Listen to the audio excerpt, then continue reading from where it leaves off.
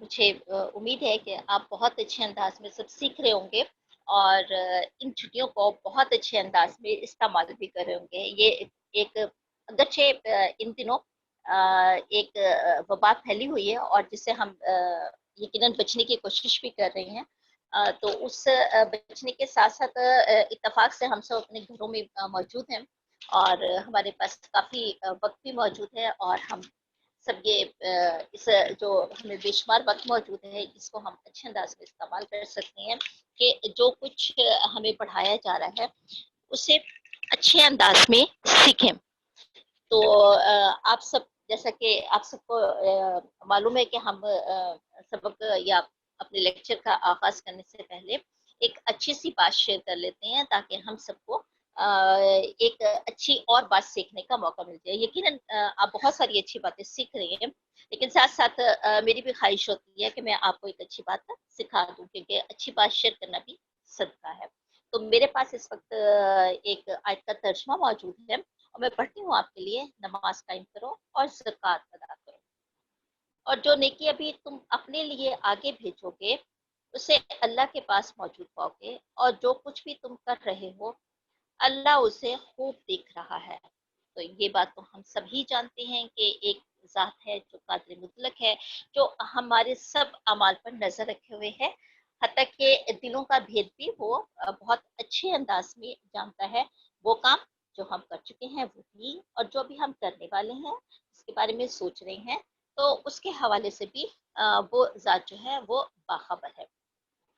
تو یہاں پر ساتھ ساتھ اس بات کی بھی ہدایت کر دی گئی ہے کہ یہ دنیا جو ہے ہمیں زاد راہ یعنی آخرت کے لیے سامان تیار کرنے کے لیے عطا کی گئی ہے، کہ ہم اگر چاہتے ہیں کہ ہم آخرت میں اچھے انداز میں زندگی گزاریں جو کہ ہمیشہ کی زندگی ہے، تو اس کے لیے ہمیں نیک اعمال کرنے ہیں۔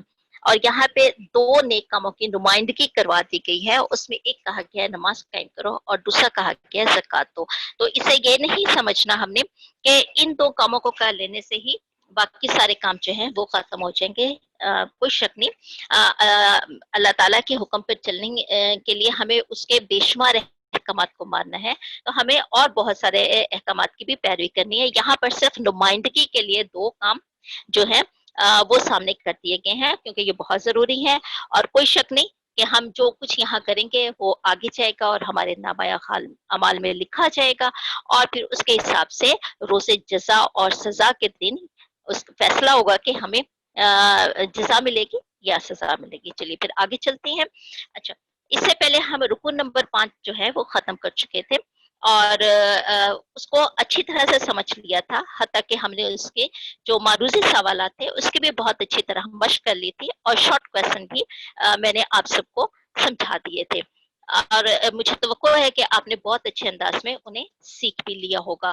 یقیناً میں نے آپ سے اس حوالے سے بات کی تھی کہ میں آپ کا ایک ٹیسٹ لوں گی، تو وہ ٹیسٹ بھی تیار ہے، اور میرا مکمل ارادہ ہے کہ نیکسٹ ویک میں ہماری جو اسلامک کی کلاس ہو تو رکو نمبر 5 کا جو ہے وہ میں آپ سے ٹیسٹ لوں۔ تو اس کے لیے کئی صورتیں میرے سامنے ہو سکتی ہیں، ہو سکتا ہے میں آپ میں سے نام لے کر آپ کو کہوں کہ آپ مجھے اس سوال کا جواب دیں، اور یہ بھی ممکن ہے کہ میں معروضی جو ہے وہ شیئر کر دوں اور اس کو آپ مارک کر کے جو ہے مجھے بتا دیں کہ آپ کی انڈرسٹینڈنگ ہوئی ہے یا نہیں ہوئی۔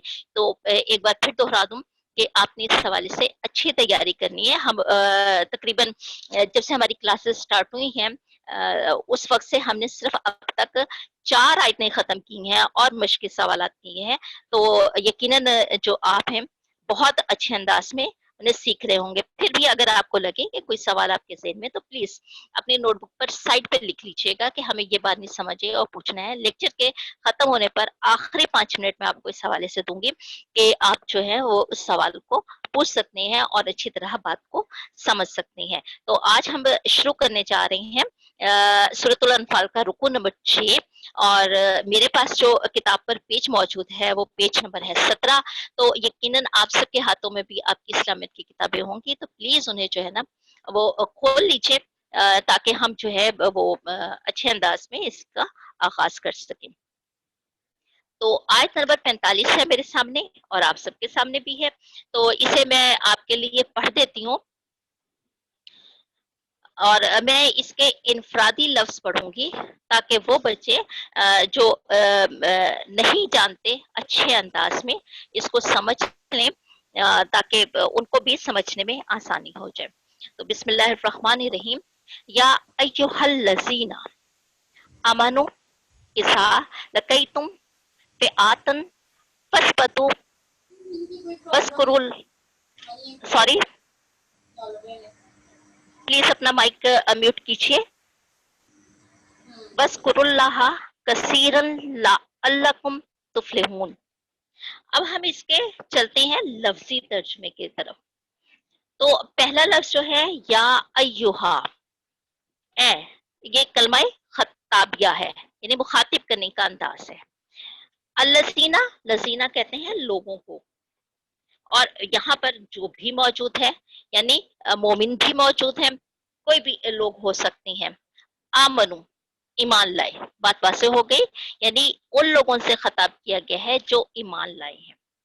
اذا، جب، لکئی تم سامنا کرو یا کرنا، جیسے بھی ہو سکتا ہے. فئاتن، گروہ. فثبتو،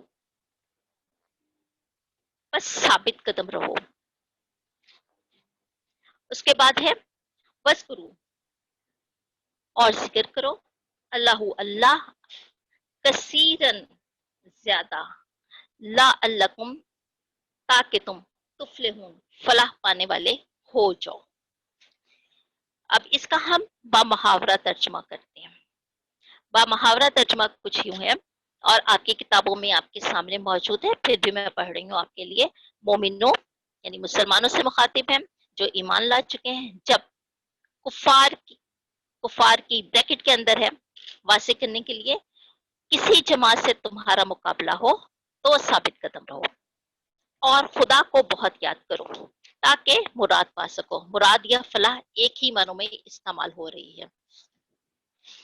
تو یہاں پر مومنوں کو مخاطب کر کے کہا گیا ہے کہ جب تمہارا ایسا کوئی مقابلہ پیش ہو جس میں کفار سامنے ہو، تو پھر ثابت قدم رہنا ہے، ڈٹ کے مقابلہ کرنا ہے، اور اللہ تعالیٰ کو بہت یاد کرنا ہے، کیونکہ اللہ تعالیٰ ہی مدد کرنے والا ہے تاکہ مراد پاؤ، کامیابی حاصل کر سکو. آپ کو معلوم ہے کہ جب اسلام جو ہے پھیلانا شروع کیا رسول پاک صلی اللہ علیہ وآلہ وسلم نے، تو ایک قدیم جو روایت تھی اسے ہٹ کر چلے، یعنی لوگ بتوں کی پوجا کرتے تھے، اور وہ انہوں نے یہ سب کچھ اپنے آباء و اجداد کو کرتے ہوئے دیکھا تھا. تو اب اس کے بالکل الٹ بات ہو رہی تھی کہ ایک ایسے خدا پر یقین لانا تھا جسے کوئی دیکھ نہیں سکتا تھا. کہاں بڑے بڑے بت انہوں نے اپنے سامنے بنا رکھے تھے، ان کے پاس جاتے تھے، ان سے مانگتے تھے، اور انہیں خود ہی تیار کرتے تھے. مطلب ایک عجیب سی بات تھی کہ اپنے ہاتھ سے تراشا ہوا بت، خواہ وہ پتھر کو ہو خواہ وہ لکڑی کا ہو، تو وہ کیسے کسی کی خواہش کو جو ہے وہ پورا کر سکتا ہے. تو اس حوالے سے وہ اس قدیم روایت سے ہٹ کر چل رہے تھے. تو یقیناً توقع تھی کہ بہت جگہ رکاوٹیں جو ہیں وہ سامنے آئیں گی، اور یقیناً ایسا ہی ہوا. مسلمانوں کو بہت جگہوں پہ جدوجہد کرنی پڑی، خاص طور پر وہ لوگ جو ان دنوں اسلام لائے انہیں طرح طرح کی مصیبتوں کا سامنا کرنا پڑا. مثال کے طور پہ حضرت بلال حبشی رضی اللہ تعالیٰ عنہ کے حوالے سے ہے، انہیں ان کا جو وہ چونکہ غلام تھے تو ان کا آقا انہیں تپتی ریت پہ گھسیٹتا تھا، حتیٰ کہ ان کی جو پیٹ کی کھال ہے وہ جلنے لگتی تھی، اور اس کی جو چربی ہے وہ پگھل کر پھیلنے لگتی تھی. تو اس حد تک وہ اذیت پہنچاتے تھے. تو اس طرح اور بہت سارے جو مسلمان ہونے والے نئے لوگ تھے تو ان کو بہت طرح کی تکلیفوں کا بھی سامنا کرنا پڑا. یہ تو تھی انفرادی تکالیف جو انہوں نے برداشت کی اور ثابت قدم رہے، کیونکہ اللہ تعالیٰ یہی چاہ رہا تھا. لیکن کچھ اجتماعی بھی جو ہے وہ مخالفتیں سامنے آئیں. غزوہ بدر کا واقعہ آپ کے سامنے ہے، اس کے علاوہ بے شمار جنگیں ہیں. مثال کے طور پر غزوہ احد ہے، غزوہ تبوک ہے، غزوہ خندق ہے، اور بے شمار جنگیں. تو ان حوالوں سے اللہ تعالیٰ نے پہلے ہی ذہنی طور پہ مسلمانوں کو تیار کیا کہ جب ایسا کچھ ہو کہ کفار کا جو لشکر عظیم ہے وہ تمہارے سامنے آئے تو پھر ڈرنا نہیں ہے، ڈٹ کر مقابلہ کرنا ہے، اور چونکہ تم تعداد میں اس حد تک ابھی نہیں پہنچے ہو تو پھر کیا کرنا ہے، اللہ تعالیٰ سے مدد مانگنی ہے، اللہ تعالیٰ کو خوب یاد کرنا ہے تاکہ فلاح پاؤ، یعنی کہ کامیابی حاصل کر سکو۔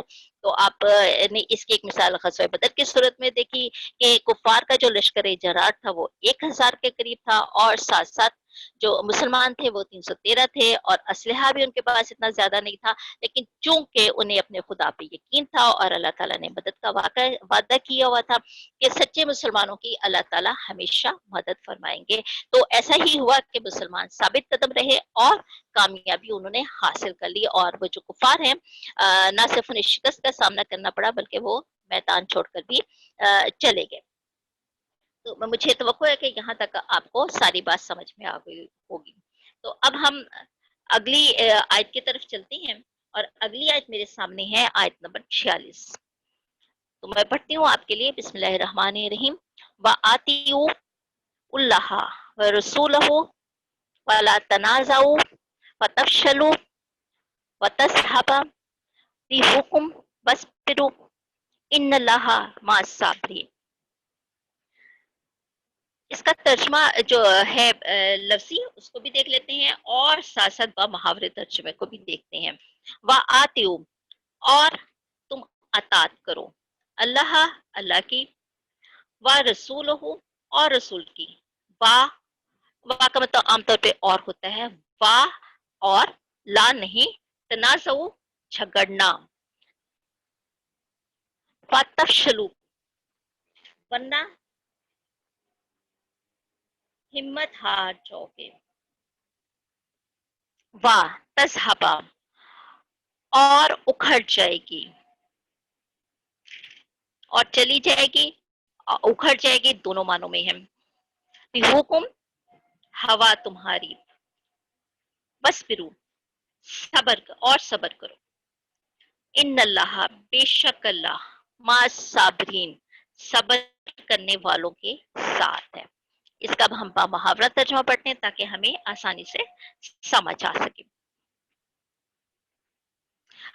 اور خدا اور اس کے رسول کے حکم پر چلو، اور آپس میں جھگڑا نہ کرنا، کہ ایسا کرو گے، بریکٹ میں ہے سمجھانے کے لیے، تم بزدل ہو جاؤ گے، تمہارا اقبال جاتا رہے گا، اور صبر سے کام لو کہ خدا صبر کرنے والوں کے ساتھ ہے۔ پہلی بات تو یہ کہہ دی گئی کہ اللہ اور اس کے رسول کے حکم پہ چلنا ہے، یعنی جو اسلام کے حوالے سے باتیں بتائی گئی ہیں ان پہ پابند رہنا ہے۔ اب مثال کے طور پر میں ایک بات آپ کو بتاتی ہوں، آپ اپنے دوستوں کے ساتھ اگر جھگڑا کریں گے تو تنہا رہ جائیں گے، تو یہاں پہ بھی یہی بات کی گئی، اور آپس میں جھگڑنا نہیں ہے۔ اگر آپس میں اختلافات پیدا ہو جائیں گے تو پھر مقابلہ کیسے کریں گے ان لوگوں کا جو مخالفت کے لیے سامنے کھڑے ہیں، اور وہ ایسے موقعوں کی تلاش میں ہیں کہ ہمیں کہیں کوئی کمزوری پتہ چلے اور ہم انہیں نقصان پہنچائیں، اور نہ صرف نقصان پہنچائیں بلکہ اپنی کھوئی ہوئی طاقت حاصل کریں، ان کے مذہب کو کلا کما کر دیں، اور پھر سے ہم اپنے آباء و اجداد کے مذہب پر عمل پیرا ہو جائیں۔ تو یہاں پر یہ بات بتا دی گئی، واضح کر دی گئی کہ جھگڑنا نہیں ہے، اتحاد کے ساتھ رہنا ہے۔ اگر ایسا کرو گے تو تم بزدل ہو جاؤ گے، ظاہر ہے کمزور پڑ جاؤ گے، اور تمہارا اقبال جاتا رہے گا۔ اقبال کا مطلب ہے بلندی۔ صبر سے کام لینا ہے، یعنی اگر مخالفین کچھ ایسے کام کر رہے ہیں جو جس سے وہ چاہ رہے ہیں کہ تمہارے آپس میں کوئی خلفشار پیدا ہو جائے، آپس میں دشمنیاں پیدا ہو جائیں، تو اس پہ صبر سے کام لینا ہے، یکجہتی کے ساتھ رہنا ہے، اور اللہ صبر کرنے والوں کا مددگار ہے۔ یہاں پر میں خاص طور پہ ان دو جو قبیلے ہیں ان کا ذکر کروں گی۔ ایک تو تھا قبیلہ بنو قریظہ اور بنو نذیر، یہ یہودی قبیلے تھے، اور یہ بقول ان کے مطلب یہ لوگ کہتے یہ تھے کہ ہم اسلام لے آئے ہیں اور مسلمانوں کے ساتھ ہیں، یعنی مسلمانوں کے حلیف قبیلے بن جاتے تھے، حلیف سے مراد ہے ساتھی، لیکن دراصل ایسا نہیں ہوتا تھا۔ انہیں جب موقع ملتا تھا یہ مسلمانوں کے ساتھ جو بھی انہوں نے معاہدہ طے کیا ہوتا تھا اس کے ساتھ بدعہدی کرنے کی کوشش کرتے تھے، اور پھر کفار کے ساتھ مل جاتے تھے، تو اور چونکہ مسلمانوں کے ساتھ رہتے تھے تو اس لیے کوشش کرتے تھے کہ مسلمانوں کی کمزوریوں کو پکڑ سکیں اور ان کے اندر کمزوریاں پیدا کر سکیں. اور اس میں بلکہ میں ایک اور اضافہ کروں گی کہ ایک منافق تھا، ہم انہیں منافق کا نام جو ہے وہ دیں گے. منافق کا مطلب وہ ہوتا ہے جو دونوں طرف سے ملا ہوا ہو، یعنی کفار کے ساتھ بھی یہ لوگ ملے ہوئے تھے اور مسلمانوں کے ساتھ بھی. جب وہ دیکھتے تھے کہ کفار کا پلہ بھاری ہو رہا ہے تو ان کے ساتھ جا ملتے تھے، اور جب دیکھتے تھے کہ نہیں یہاں پر مسلمانوں کی عظمت بلند ہونے جا رہی ہے تو پھر وہ کہتے تھے ہم تو تمہارے ساتھ ہیں. تو عبداللہ بن ابی جو ہے اس کا کہنا یہی تھا کہ میرے پاس دو دل ہیں، ایک مسلمانوں کے لیے اور ایک کفار کے لیے. تو اس کا بھی جواب اللہ تعالیٰ نے دیا ہے، اور وہ ہم سورۃ الاحزاب میں پڑھیں گے کہ اللہ تعالیٰ نے کسی کے پہلو میں دو دل نہیں بنائے. تو یہاں پر ایک تو اس بات کی وضاحت کر دی گئی کہ کوئی بھی جو ہے مسلمانوں میں اختلاف پیدا کرنے کی کوشش کرے تو ان کی باتوں پر کان نہیں دھرنا ہے، صبر سے کام لینا ہے. اگر ایسا ہو گیا کہ آپ لوگوں نے ان کی باتوں پر کام دھر لیا اور آپس میں دشمنیاں قائم کر لی تو پھر کیا ہوگا، بزدل ہو جاؤ گے اور جو دشمن ہے اس سے موقع مل جائے گا تم پر غالب آنے کا. تو ان کی بیکار باتوں پہ توجہ نہیں دینی ہے، صبر سے کام لینا ہے، اور اللہ تعالیٰ صبر کرنے والوں کے ساتھ ہے. تو کوئی شک نہیں، ایسا ہی ہے کہ اللہ تعالیٰ صبر کرنے والوں کے ساتھ ہے اور انہیں پھر بڑے انعامات سے نوازتا ہے. تو یہاں پر ہم نے دو آیتیں سیکھی، اور ان دو آیتوں میں ہم نے میں دہرا رہی ہوں ساری باتیں تاکہ آپ کے ذہنوں میں آ جائیں، اور پھر بعد میں میں یقیناً آپ کو موقع دوں گی کہ پھر بھی اگر کوئی بات سمجھ میں نہیں آئی تو آپ مجھ سے پوچھیے گا ضرور. تو ان دونوں آیتوں میں جو ایک مشکل لفظ مجھے لگا ثابت قدم رہنا، یعنی مضبوطی سے ڈٹے رہنا. مراد کا مطلب ہے کامیابی، جو خواہش ہوتی ہے وہ، لیکن یہاں پر کامیابی مراد ہے. ویسے تو مراد کے معنوں میں کوئی تمنا ہوتی ہے، کوئی خواہش ہوتی ہے، لیکن یہاں پہ مراد جو ہے وہ کامیابی کے حوالے سے ہے. تو ان دو آیتوں میں اللہ تعالی کا مخاطب جو ہے وہ مسلمان ہے، وہ لوگ جو ایمان لائے ہیں. اور چونکہ یہ ان دنوں کی بات ہے جب ابھی اسلام پھیلنا شروع ہوا تھا اور مسلمان ہجرت کر کے مدینہ چلے گئے تھے. تو ظاہر ہے کہ مکہ سے وہ مدینہ گئے تھے تو وہاں پر ابھی انصار کے ساتھ ان کی میل ملاقات شروع ہوئی تھی، اور چونکہ خالی ہاتھ گئے تھے تو انصار نے بہت جو ہے اعلیٰ ظفی کا مظاہرہ کیا تھا اور اپنا بہت سارا مال و اسباب جو ہے وہ برابر بانٹ لیا تھا. اور حضور پاک صلی اللہ علیہ وآلہ وسلم نے ایک مہاجر اور ایک انصار کو ہاتھ پکڑ پکڑ کے آپس میں بھائی بھائی بنا دیا تھا. چونکہ مسلمان وہاں نہیں گئے تھے مکے کے، اور انصار وہاں پہلے سے رہ رہے تھے، ساتھ ساتھ دو قبیلے یہودی قبیلے بھی وہاں موجود تھے جو ظاہراً تو کہہ رہے تھے کہ ہم نے اسلام قبول کر لیا، لیکن دل سے وہ کفار کے ساتھ تھے. تو وہ کہیں نہ کہیں مسلمانوں کو برگلانے کی کوشش کرتے تھے کہ یہ تو خالی ہاتھ تھے اور انہوں نے تمہارے مال و اسباب پہ قبضہ کر لیا ہے. تو توقع تھی کہ کہیں نہ کہیں مسلمانوں میں غلط فہمی پیدا ہو جاتی.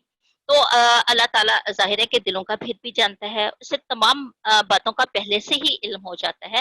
تو اللہ تعالیٰ نے ان دونوں آیتوں میں اس بات کو بڑے اچھے انداز میں بیان کر دیا کہ جب بھی کفار تمہاری مخالفت کے لیے اکٹھے ہو کر آئیں، جماعت سے مراد گروہ ہوتا ہے، اکٹھے ہو کر آئیں تو پھر ان کا مقابلہ ڈٹ کر کرنا ہے، پیچھے نہیں ہٹنا، ثابت قدم رہنا ہے، یعنی اپنی جگہ پہ جمے رہنا ہے، اور ساتھ ساتھ اللہ تعالیٰ سے مدد مانگنی ہے. اللہ تعالیٰ کو یاد کرنے سے مراد یہ ہے کہ اللہ تعالیٰ سے کامیابی کے لیے دعا کرنی ہے، اور تاکہ کامیابی جو ہے وہ تمہارے حصے میں آ جائے. ساتھ دوسری آیت میں یہ بھی بتا دیا کہ اللہ اور اس کے رسول صلی اللہ علیہ وآلہ وسلم کے حکم پر چلو. ظاہر ہے جو کچھ اللہ تعالیٰ نے کہا وہی رسول پاک صلی اللہ علیہ وآلہ وسلم نے بھی کہا. تو دونوں کے پیغامات جو ہیں وہ ایک ہی ہیں. تو یہاں پر اللہ اور اس کے رسول کے حکم پر چلنے سے مراد یہ ہے کہ اسلام کے اصولوں پر جو ہے وہ عمل کیا جائے. جو کچھ اللہ تعالیٰ نے بتایا ہے اور جو کچھ رسول پاک صلی اللہ علیہ وآلہ وسلم نے بتایا ہے، خواہ وہ کرنے میں مشکل لگے تب بھی ان سے پیچھے نہیں ہٹنا، اسلام کے اصولوں پر عمل کرنا ہے. اور پھر یہ بھی کہا کہ آپس میں جھگڑنا نہیں ہے، کیونکہ کہیں بھی اگر اتحاد جو ہے وہ ٹوٹتا ہے تو پھر یقیناً تباہی دیکھنے میں ملتی ہے. تو مسلمانوں کو بتا دیا حالات کیسے بھی ہوں، کفار کچھ بھی کہہ رہے ہوں، منافقین کچھ بھی کہہ رہے ہوں، آپ نے ان کی باتوں پہ کان نہیں دھرنا ہے، کیونکہ کان دھریں گے تو وہ نقصان دہ ہو جائے گا. اس لیے ان باتوں پر کان نہیں دھرنا ہے. اور اگر کان دھرے، آپس میں اختلافات ہوئے تو کمزور ہو جاؤ گے، یعنی بزدل ہو جاؤ گے، اور تمہارا اقبال جاتا رہے گا، یعنی بلندی جو اللہ تعالیٰ نے تمہیں عزت دی ہے وہ آہستہ آہستہ ختم ہوتی جائے گی. اور ایسا صرف اسی صورت میں ہوگا جب آپس میں فساد پیدا ہو جائے گا. صبر سے کام لینا ہے، اور اللہ صبر کرنے والوں کے ساتھ ہے. کوئی شک نہیں کہ اللہ تعالیٰ صبر کرنے والوں کے ساتھ ہے. اچھا، اب میرے خیال میں کہ آپ سب کو یہ دونوں آیتیں بہت اچھی طرح سے سمجھ میں آ گئی ہوں گی.